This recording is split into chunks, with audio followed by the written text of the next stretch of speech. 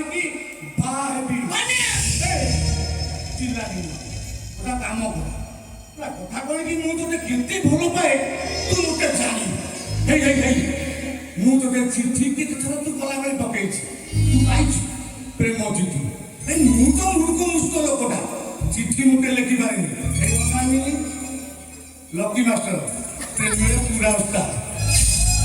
ଆଉ କୁଲୁ କୁଲୁ କୁଲୁ ଔଷଧ କୁଲୁ ସିଏ ବି ତାଠୁ ଆହୁରି ଉସ୍ତାଦ।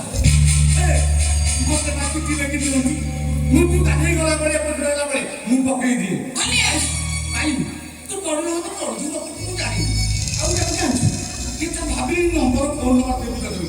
ଏଇ ଅନେକ ଗୁଲୁ ମାଷ୍ଟର ଜାଣିଛୁ ସେ ଆମ ବାବୁକୁ ମନା କରିଦେଲା ଫୋନ ଦେବା ପାଇଁ। ଆଉ ସକାଳୁ ତାଙ୍କ ସାଙ୍ଗେ ଯୋଡ଼ିକି କହିଲେ ନାହିଁ ସିନା ଧନିଆଟା କୋଉଠି ଆମ କେସ୍ କରିଦେବ, ତାକୁ ଫୋନ ଦବାନି ହେଲା।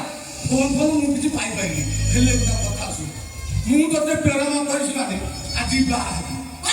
ଆଉ ଗୋଟେ କଥା ତୁ ଶୁଣୁ, ବାହା ହେଇସାରିଲା ପରେ ମତେ ଆଉ ସେ ଧନିଆ ପାଇଁ ଡାକିବୁ। କଣ ଡାକିବୁ ଜାଣିଛୁ? ଧନ ଏ କଣ